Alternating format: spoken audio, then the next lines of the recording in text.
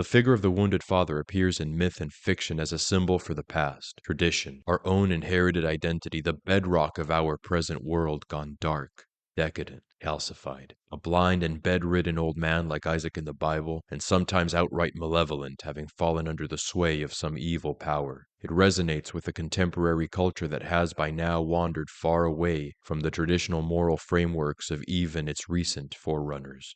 And it's a forgotten child, an unlikely heir who has to set things right. The clearest image of the father as negative origin is probably the devouring Saturn, whose eating of his own children also suggests the figure of the sinister mother reabsorbing her children into the womb. Perhaps the greatest example of this dynamic in the modern imagination is Darth Vader, the Dark Father, and his final reconciliation to his son. And there are spoilers ahead. His identity, the truth of Luke's origin, has been hidden, just as his humanity has been carved up and encased in a formidable, hideous machine carapace. Mythical accounts about restoring the father nearly always involve something like water, the depths, some outer formless wilderness into which the son must venture to retrieve the vitality and insight which his father has lost. Both the revelation that Darth Vader is Luke's father and the redemption of Vader occur above an immense, deep, dark abyss, the outer darkness which the hero's journey must lead into and back from. In Star Wars, the son enters into this fearsome realm of chaotic forces when he is engulfed by the electrical discharge of the Emperor, and from that place of near death,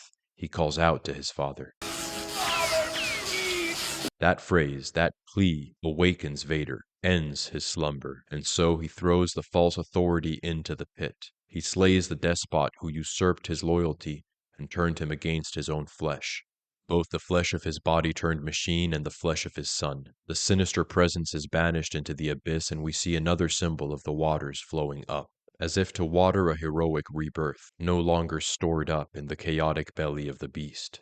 The nature of the father's fall is often related to blindness, as though the past, or the more ancient layer of our own self, had lost sight of its own transcendent source, and also of the present, of life, of us.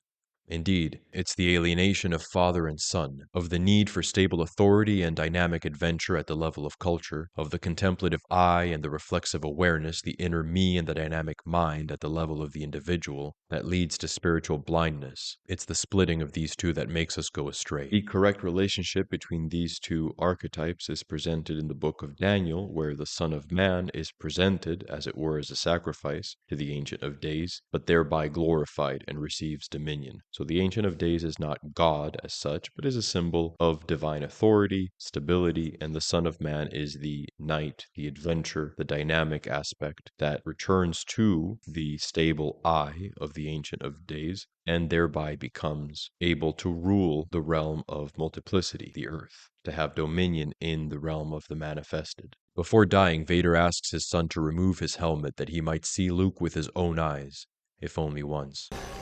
Luke, help me take this mask off, just for once. Let me look on you with my own eyes. The helmet, the identity foisted on him by the Emperor, is a form of blindness, of impaired vision. Vader recovers his true sight when his son removes that false face, and it's during this scene that Vader tells Luke he has, indeed, saved him, despite his imminent death. I'll not leave you here. I've got to save you. You already have.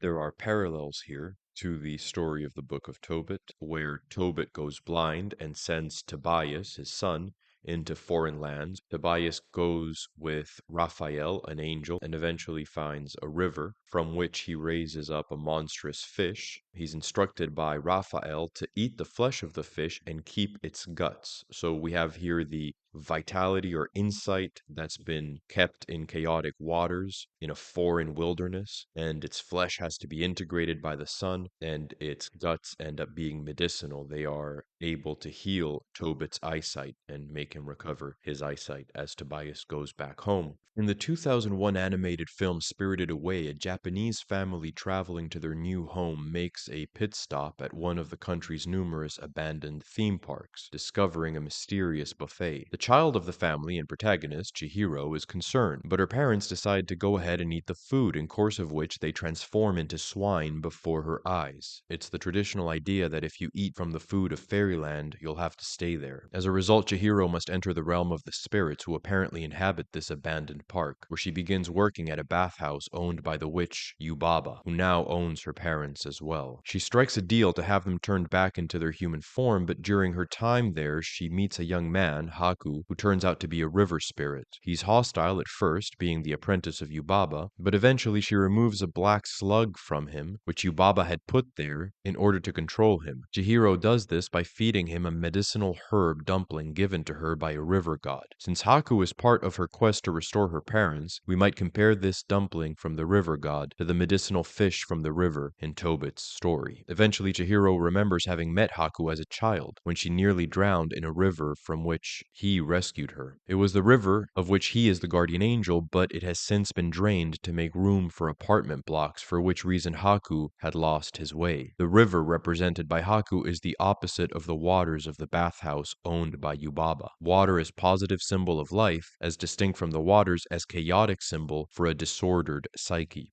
Haku now reminds Yubaba of her deal with Chihiro, who is told that she will get her parents back if she can recognize them among a group of pigs. Recognition is important. It's the equivalent of learning one's true parentage and being looked upon by the father's restored sight in Star Wars, even as Yubaba is equivalent to the Emperor, the despotic darkness under whose sway the father, in this case the parents, have fallen. Chihiro realizes that none of the hogs before her are her parents and so passes the test. The child, the heir, does not recognize the degraded image of its parent as true, being loyal instead to a higher, if not currently manifested, form of that parent. Having gone into a foreign land, like Jacob, like Tobit, like Joshua, and having found something of value there in the waters, Haku, the river spirit, or the dumpling from the river god, Chihiro now passes the test and rejoins her parents, exiting fairyland. Significant that the reason why Chihiro's parents were turned into pigs in the first place is because they wouldn't pay attention to their daughter and her feeling that something about this abandoned theme park was off. It was on account of the parent becoming unresponsive, no longer sensitive to the child, that things went wrong in the first place. Another story in which a father has fallen into a state of unreceptiveness, of not being able to truly see his child any longer, of torpidity, is Neverending Story, the novel by Michael Ende. And there's a great movie that's quite different from the novel and that Ende didn't actually like as well. Here, the main character, Bastion, enters into the spirit realm, Fantastica, by reading a book about it. This is partly an escape from his reality in which he gets bullied in school and in which his relationship to his father has turned cold on account of their grief at having lost Bastion's mother, who has passed away. In the world of Fantastica, Bastion discovers that the ruler, the childlike empress, or golden-eyed commander of wishes, has need of a new name to renew her realm. Otherwise, the Nothing, which is a terrible nihilistic leprosy of darkness, spreading and swallowing up the land and its people, will succeed in fully erasing Fantastica altogether. But even though he is to be the champion to restore Fantastica, he is seduced by a witch, Zaide, the mistress of the emptiness, who fills his head with thoughts of replacing the Empress altogether. Eventually, he breaks free of that hubris and does right by Fantastica, giving the Empress a new name and rescuing the land. Just as Chihiro rides a river spirit, Bastion rides the flying dragon Falcor, who is also associated with waters containing something of value. At one point, he plunges deep into an underground basin of water to retrieve the Aurine gem, which is a medallion that marks out whoever wears it as being a representative of the childlike empress, and which Bastion wears. Now, at the end of the novel, Bastion discovers a fountain of the water of life, before returning to his own world from which he has been missing, for which reason his father is understandably by now worried. Hitherto, and on account of the death of Bastion's mother, his father has been wooden, distant, caked over by grief, and Bastion had tried to bring back some of the water of life from Fantastica for him, but he spilled it upon arrival. Then, at the end, we read, quote, Bastion saw something he had never seen before. He saw tears in his father's eyes, and he knew that he had brought back the water of life after all. Bastion's father sat him down on his lap and hugged him. looked into Bastian's face and smiled. It was the happiest smile Bastian had ever seen on his face. "From now on," said his father, "everything is going to be different between us, don't you agree?" Bastian nodded. He couldn't speak, his heart was too full. The father's eyes, his tears, are the water of life, which cleanse the sight of the father so that he may see his son afresh, no longer through the scales of grief. As an aside, apart from writing Dragon Allies, the parallels between Neverending Story and Spirited Away also include the fact that both protagonists forget their name when they enter the magical realm from which they have to return, and both fall under the authority of a witch, Yubaba and Zaide, for a time. And obviously both are restoring their parents, ultimately. In Tim Burton's 2003 film Big Fish, we find a protagonist, Will Bloom, suffering from deep-seated resentment against his father, Edward, for telling him outlandish stories all his life and never really revealing much about his past. But in the end, when his father is bedridden in a hospital and about to die, he asks Will to tell him a story about a river. Edward had told his son that as a boy, a witch lifted her eye patch in front of him and revealed to him in the milky surface of her blind eye a vision of his own future death. But the story had never gone further than this. Now he asks Will to come up with the story of his own ending, to remind him how it went, as he puts it. The storytelling torch is passing from father to grieving son. So Will imagines his father restored, lucid, and somehow light, no longer weighed down by his body, so that he can be carried out of the hospital and down to a river, where he is greeted by the whimsical characters of his stories, enters the water, and transforms into a big fish. No longer resentful, the son understands that the father's stories, though not literally true, have some deeper meaning. After the two have shared an imaginative end to his life, this one passes away, leaving the son to remark that a man may live forever in the stories he told, as the stories he told. It doesn't seem as though the father here is spiritually elevated, however. He's rather lowered into the waters. In mythology, placing the dead in a river is followed by a corresponding ascent. Furthermore, the fish, as symbol of deep ancient life, is not the thing we become, it's the thing we integrate, the thing that Tobit is given by his son Tobias to restore his eyesight. It's the vitality or the insight that was captured by the chaotic waters of the soul. Similarly, immortality is not about living as our stories. It's accessed through the deeper truth, the deeper spiritual meaning of those stories. Finally, instead of overcoming the figure of the witch like Yubaba and Zaide and healing blindness, literally or metaphorically, we get the ending occurring inside the blind eye of a witch. There's a sense, then, in which Burton's Big Fish doesn't quite make it. It reverses traditional symbolism right there at the end. We can turn to traditional stories, including scriptures, to understand the symbolism here. The example of the father of the Trojan hero Aeneas, founder of Rome in Virgil's epic, the Aeneid, Anchises, who struck on his foot, as a result of which Aeneas has to carry his father, carry the past, even broken, from the burning city of Troy, which is being besieged by the Greeks, in order to escape and then begin their journey, eventually arriving at Italy. And it'll be the dead Anchises who appears to Aeneas from beyond the grave and shows him a vision of the archetypal history of the future Rome that he is to found. So the past is rescued, even broken, and the past guides us into the future.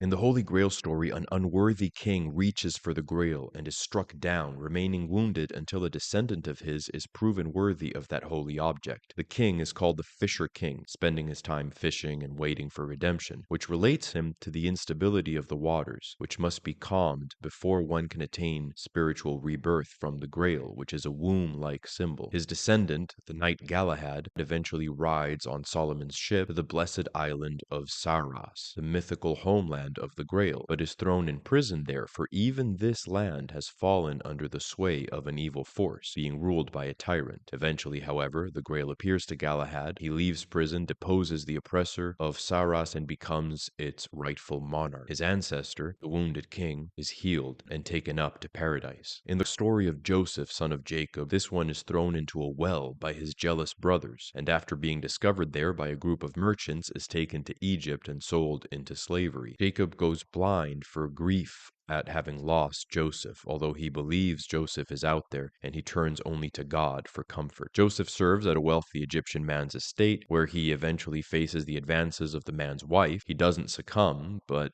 she claims Joseph sinned against her all the same, along with other women, so that he is thrown in prison. Joseph is eventually cleared of wrongdoing and taken to court, where he interprets the king's dreams and helps the kingdom of Egypt survive a drought, becoming a powerful member of the court. There's a lot more symbolism in this story, but I'm omitting it because it would deserve its own exploration. When Joseph comes upon his brothers again as they're doing business in Egypt, he places a royal cup in the supplies of one of them, who is innocent of the plot which the others hatched when they threw him into a well. Having them searched, he arrests that one as a thief, which is actually just a pretense for separating him from the unwholesome company of the other brothers. This is like Jesus bestowing the Grail on worthy persons in the Grail stories. Joseph eventually reveals himself to the other brothers and has them bring his shirt to their father Jacob, whose vision is healed by it. The innocence, righteousness of the son, symbolized by the shirt, restores the father. Sailing on the waters, in Galahad's case, on a holy vessel, that of Solomon, like the well into which Joseph is thrown, are interpretable as the murky, unstable waters of the psyche, and their slavery or imprisonment, Galahad in Saras, Joseph in Egypt, is the period of self-purification leading to spiritual rebirth. The Grail, the royal cup, is related to that potentially. Then the symbol of the container of liquid is bestowed on them. The waters are overcome, and their worthiness, their innocence, restores their father. When the reflexive mind or the dynamic awareness overcomes the instability of chaotic, reactive thought, it's capable of contemplation, of activating the inner eye, the stable consciousness, restoring the sight of the Father, according to the interpretation I'm suggesting. We have other accounts that relate to this theme, like the biblical Jacob struggled to inherit from his father Isaac when this one has gone blind, rather than allowing the family's patrimony to go to the unworthy Esau, or the dismemberment and resurrection of Osiris, and what it meant for his son Horus in Egyptian mythology. The traditional idea of Jesus raising Adam and Eve from Hades during his stay in the underworld, during the 3 days before the resurrection, can also be interpreted symbolically as the show of a righteous human person restoring the image of the human condition which had become degraded, of the original human state, the Adamic state, the state of Eden, and so the redemption of the Father in that grander sense. Thank you for watching, and subscribe if you'd like to.